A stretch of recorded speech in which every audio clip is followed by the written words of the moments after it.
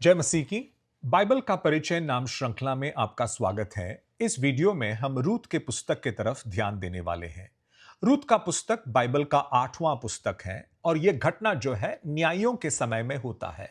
Israel के लोगों का वायदे की जमीन में पहुंचने के बाद राजाओं के समय के पहले के उस समय को न्यायों का समय कहा जाता था। 400 सालों के उस काल के बीच में यह रूत की कहानी जो है होती है।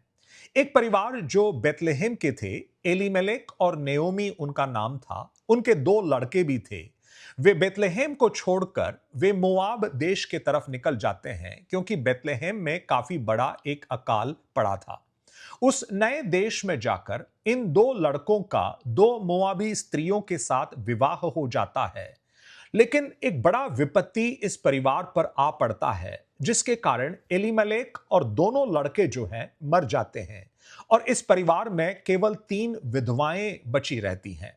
नेओमी बहुत दुखी हो जाती हैं। वो इज़राइल के तरफ बेतलेहम के तरफ लौट कर जाना चाहती हैं और वो अपने बहुओं से कहती हैं कि तुम मोआब देश में बने रहो, नए विवाहों को करो और अपने जीवनों को यहां पर बसाओ। ओरपा जो है मान जाती है, लेकिन रूत कहती है किधर तू जाएगी वहां मैं भी जाऊंगी, जहां तू टिके वहां मैं भी टिकूंगी, तेरे लोग मेरे लोग होंगे, तेरा परमेश्वर मेरा परमेश्वर होगा, जहां तू मरेगी वहां मैं भी मरूंगी। ये इज़राइल के परमेश्वर के ऊपर रूत का बड़े भरोसा को हम देख सकते हैं और आगे आने वाले अध्यायों में परमेश्वर का रूत के ऊपर जो बड़ा आशीष था उसका खुलासा हम देख सकते हैं।